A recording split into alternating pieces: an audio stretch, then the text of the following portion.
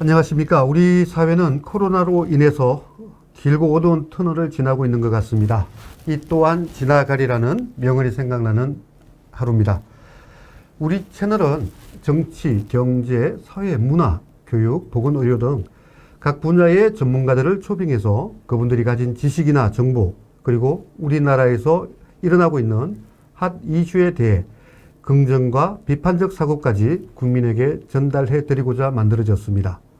첫 토론으로 국민이 그리고 가족이 이념적 사고 가치로 인해 반목하고 대립하는 현실에 대해 토론해보고자 합니다. 90년대까지는 종교적 갈등으로 가족 간의 갈등이 많았지만 2000년대가 들어서면서 이념적 갈등으로 세대 간, 즉 부모와 자식 간의 갈등이 심화되고 있는 현실입니다. 진보와 보수, 보수와 진보, 이 두 이념의 대립으로 인한 문제에 대해 토론해보고자 두 분의 전문가를 모셨습니다. 오진우 선생님이십니다. 네, 이규진 선생님이십니다. 안녕하십니까. 자, 그럼 본격적 토론으로 들어가 보겠습니다. 먼저 이규진 선생님, 보수와 진보에 대해서 어떤 정의와 생각을 가지고 계신지 한번 여쭤봅니다. 이 보수 진보라는 말은 우리 생활 곁에 이제 많이 녹아들어 있습니다. 특히 정치권에서 보면은 뭐 보수다, 뭐 진보다 이런 얘기를 많이 합니다. 말 그대로 하면은 보수는 옛 것을 그대로 보존하고 지켜나가는 거, 진보는 앞으로 나가는 거 이렇게 돼 있습니다. 그런데 이것이 정치 이데올로기화하면서 어떠한 개념으로 자리를 잡았어요. 근데 이것이 이제 많이 쓰이다 보니까 이게 막 혼선이 빚고 있습니다. 근데 보수, 진보, 근데 그 의미가 뭔가, 개념이 뭔가 딱 얘기하면 멈칫해집니다. 우리가 보수, 또 진보 얘기를 많이 쓰는데 이게 보수가 뭐고 진보가 뭔지, 바로 이것이 우리 사회가 이런 뭐 정치 교육이라고도 할 수 있고 이념 교육이라고도 할 수 있고 뭐 폭넓게는 사회 교육이라고도 할 수 있는데 이런 것이 제대로 안 잡혀 있어서 그래요. 또 같은 말을 쓰는데 이쪽에서 쓸 때하고 저쪽에서 쓸 때 개념이 서로 달라요. 그래서 이게 이제는 우리 사회가 어떠한 개념화해서 이것을 정착시켜야 되겠다 이런 생각을 가지게 됩니다. 보수 진보도 마찬가지입니다. 뭐 진보를 지금 얘기하고 계신 분들 이렇게 뭐 얘기 들어보면은 어느 때 얘기는 이게 뭐 보수적인 발언도 막 해요. 또 어떤 때는 뭐 진보라고 하는 것도 있고. 또 보수 쪽에 계신 분이라고 하는 분들도 어떤 때 보면 보수적인 발언을 하지만 또 어떤 때 보면 진보적인 발언, 이게 막 개념이 혼동이 돼. 이게 이제 소위 정치 이데올로기화 되었기 때문에 이제 이렇게 되는 겁니다. 그러면, 네. 그럼 흔히들 말하는 보수 속에 진보가 있다. 라는 여의도에서 많은 이야기가 나오죠. 예, 그러니까 이게 참 어려운 게 우리가 이제 정확하게 알고 들어야 돼요. 자, 진보는 앞으로 나아가는 걸 얘기합니다. 보수는 지키는 걸 얘기해요. 자, 예를 들어서 북한에서 보수는 뭐가 보수일까요? 북한도 보수와 진보의 개념이 있을까요? 아니 우리 눈으로 봤을 때 뭐 이 얘기를 또 하자면 무지하게 길어지는데 뭐 내대적 접근하고 뭐 하려면 이제 뭐 이제 복잡한데 우리 기준으로 봤을 때 북한에서 보수라고 하면 뭐랄까요? 간단히 얘기하면은 공산주의, 예? 김일성주의를 유지해 나가는 게 그게 보수 아닙니까? 진보는 못 가요, 거기서. 그걸 깨트리고 예를 들면 뭐 자본주의로 가고 하는 이게 이제 거기서는 진보예요. 근데 우리 쪽에서는 전혀, 그러니까 이 어느 상황에 따라서 그 사회 저기에 따라서 이게 달라진다는 거죠. 이 소위 정치 이데올로기라는 게 그런 겁니다. 그러니까 함부로 보수 진보라고 하는 거를 우리가 얘기할 때 함부로 그 개념화해서는 안 되고 어느 그 사회에서 우리가 흔히 얘기하는 시대의 가치라고 하는 게 있습니다. 그 개념 하에서 우리가 얘기를 하고 해야지, 그렇지 않으면 막 혼동이 돼서 우리나라 정치인들 필요에 따라서 뭐 진보를 갔다가 필요에 따라서 보수를 갔다 왔다 갔다 합니다. 그러니까 국민들이 전부 혼란스럽습니다. 저 사람이 이게 보수 정치인인가? 저 사람이 진보 정치인인가? 무지하게 혼란스럽습니다. 네. 오 선생님은 네. 어떻게 생각하십니까? 우리 그 사회자분께서 아주 적절한 표현을 하셨는데 보수 속의 진보입니다. 보수와 진보는 원래 한 몸통이었어요. 그러니까 이제 근대 사회에 와서 보수와 진보, 이데올로기가 싹 트면서 그런 개념이 생겨난 것이지 과거 어느 시대에 보수니 진보니 하는 말이 있었습니까? 그렇죠? 역사적 사료를 보더라도 보수와 진보란 말은 없어요. 보수는 결국 뭐냐? 사람의 일상입니다. 평범하게 살아가는 일상이 보수인데 내가 이렇게 사는 것보다는 조금 삶이 개선하면 더 잘 살지 않겠느냐. 이게 말하자면 진보예요. 그러니까 사람의 몸통은 또 안온함을 추구하잖아요. 편안하고 뭐 별로 힘들이지 않은 게 제 몸의 근성이라면 머릿속에는 내가 이렇게 나태하면 안 되는데 좀 더 성실하고 근면하게 돈도 좀 벌고 하면 내 생활이 훨씬 나아지지 않을까? 그러니까 이런 게 진보라고. 가정에서도 마찬가지예요.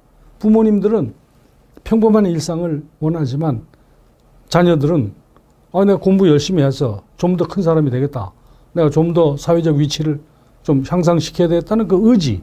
이런 게 말하자면 진보인데 근데 이 진보와 보수가 이념적으로 갈라지기 시작하면서 보수가 나태 중심으로 가버리면 수구보수가 되는 것이고 진보를 그러면 빨리 좀 초스피드로 진행하자. 그러면 급진주의자가 되는 건데 그럼 이거는 우리나라에서는 보수는 수구 꼴통 이렇게 봐버리고요. 정체된 집단으로 보는 거죠. 진보하게 되면 좌파하고 연결시켜버려요. 그럼 진보주의자들이 친북이나 친중은 아니거든요. 근데 이 좌파, 우파의 개념도 왼쪽에 앉느냐, 오른쪽에 앉느냐. 응? 좌쪽에 앉는 사람들은 좀 진보주의자들. 이렇게 해서 좌파가 생겨난 개념이고, 보수 성향의 사람들은 우쪽에 앉아서 우파가 된 것이지, 보수 진보가 그렇게 어려운 개념이 아닙니다. 그걸 막 거기다가 이론을 갖다 대고, 또 그를 추종하는 사람들이 생겨나고, 또 나중에는 이제 공산주의 이론이 겸해지면서 사회를 혁명적으로 변화시키자. 이런 것들이 이제 공산주의 이론을 이제 만들게 된 원인들이거든요. 그래서 저는 보수와 진보의 개념을 원천적으로는 그렇게 대립된 개념이 아니다. 한 몸이다. 한 통속이다. 이렇게 생각하고 있습니다. 이론적 대립이라는 부분이 시작이 되면서 이데올로기가 이제 활성화됐다는 그렇죠. 그런 말씀이신가요? 이데올로기라는 개념이 말하자면은 칼막스 이후에 칼막스 전에 이를테면은 여러 가지 이제 독일 관념 철학자들이 그 이전에 또 플라톤이 이데아의 세계를 생각해내면서 우리가 이 한 몸 육체는 이렇게 살아가지만 우리의 어떤 정신 세계는 저 천상에 있지 않을까. 그 이데아를 꿈꾸게 됐단 말이죠. 그 이데아에서 결국은 모든 이데올로기가 나와서 학자들이 나중에 다 특히 독일 관념 철학자들이 헤겔이나 이런 사람들이 그걸 이론화했고 그 후에 이제 공산주의 이론으로 계속 발전하면서 인간의 평등과 불평등. 그러니까 평등과 불평등은 어떻게 생기느냐. 가진 자들은 보수 집단이고, 그거를 탐하려고 하는 자들은 없는 자의 집단. 그러니까 좌파 이론하고 연결이 되면서 이게 이 세상이 완전 이제 이데올로기 세상이 되어버렸다. 그렇게 말씀드리고 싶습니다. 네. 우리 오진우 선생님께서 참 좋은 말씀을 해주셨습니다. 뭐 이데올로기라고 하는 말이 이데아에서 나왔기 때문에 이제 그리스 시대까지 올라가서 이제 그 연원을 쭉 말씀해 주셨는데요. 이제 우리가 흔히 지금 얘기하는 이데올로기는 이제 근대에 들어와서 하나의 정치 개념으로 이렇게 정착된 그거를 얘기하는 것이 되죠. 그리고 아까 좌익 우익 그 얘기를 또 하셨는데 보수 진보하고 좌익 우익은 전혀 다른 개념입니다. 이게. 그러니까 그거는 구별을 이게 혼동을 해버리면은 참 저기인데, 근데 좌우 이 얘기가 나온 거요. 프랑스에서 그 나폴레옹 황제가 이제 그 전에 혁명이 일어났고 이제 공화정이 됐다가 나중에 이제 제정으로 다시 돌아가고 하지 않습니까? 그때 나폴레옹 황제 이제 국민 대표들이 왼쪽에 앉아 있던 사람들이 이 공화정 쪽을 지지하는 사람이고 이쪽이 오른쪽이 제정이었어요. 그러니까 나폴레옹 입장에서는 그때는 공화정이라는 개념도 사실 이게 로마 시대 또 나왔지만은 뚜렷한 저기는 없었어요. 그러니까 왼쪽 웨스트 윙이라고 그랬어요. 왼쪽에 있는 사람들. 그래서 이제 그때부터 이제 좌우로 이렇게 나누고 저기 했는데 그것이 이제 그러면 좌우가 꼭 무슨 뭐 보수냐 진보냐 이거하고는 조금 다릅니다 이게. 그런데 이제 우리 현대에 들어와 가지고 이제 고정화되기 시작해요. 왜냐하면 이쪽 사회주의 그쪽 노선을 걷는 이쪽 마르크스 레니니즘 그쪽 그걸 우리가 흔히 이제 좌익으로 이제 고정화시키고 그러고 이제 이쪽 자본주의 이쪽을 보수 쪽 이렇게 해서 이제 우익으로 이렇게 저기해서 개념화가 그렇게 이제 돼 나가는 것입니다. 근데 우리 오 선생님도 얘기하셨지만은 보수는 있는 거 좋은 걸 지키고 진보는 거기서 앞으로 나가는 걸 하는 뭐 맞습니다. 그런데 이 현대에 들어와 가지고는 그것이 어떻게 이제 고착화가 되냐면은 우리 인간사회 민주주의 제도 하에서 얘기하는 겁니다. 우리 인간사회에서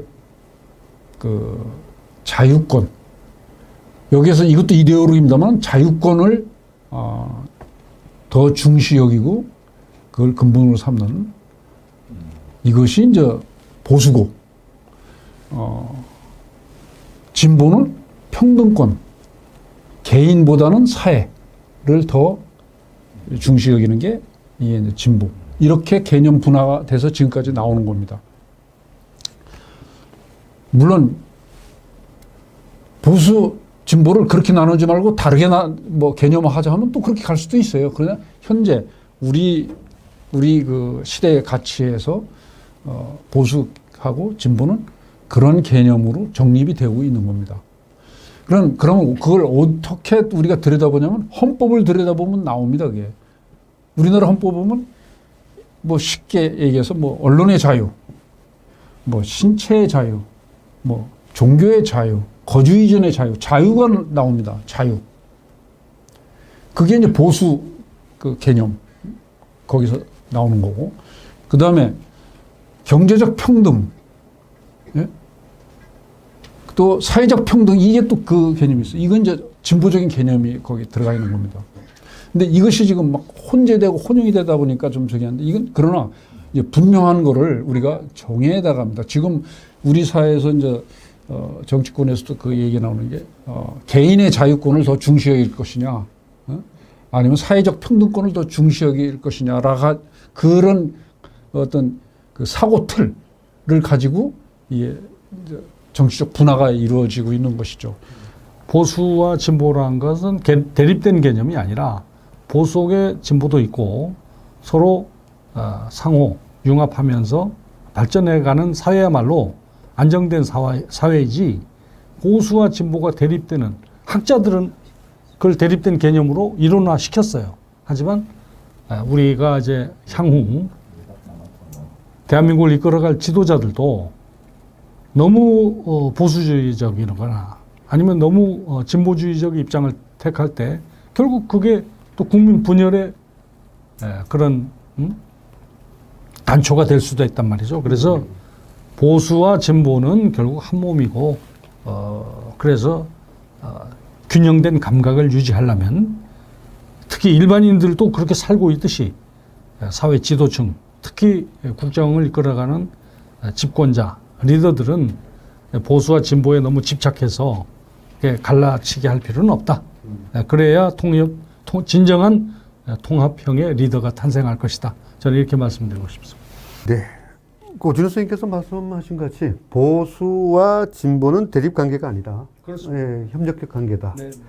이것이 정치권에서 정말 받아들여야 될 중요한 멘트인 것 같습니다. 특히 오늘 주제같이 이 세대적 갈등, 자식과 부모와의 갈등 관계가 이게 보수와 진보가 갈등하는 것이 아니라 그냥 서로 함께 가는 것이다. 이번 추석을 갖다가 시발점을 통해서 이런 갈등 관계가 좀 해소되기를 소원해 봅니다. 더 많은 이야기를 나누고 싶지만 오늘은 첫 촬영이다 보니 여러 가지 좀 주제에 깊게 들어가지 못했습니다. 다음에는 더 다양한 분야의 전문가분들을 모시고 또 그분들이 가진 정보와 지식을 다 여러분께 공유하고 함께하는 시간을 가져보도록 하겠습니다. 두 분 고맙습니다. 네, 감사합니다. 네.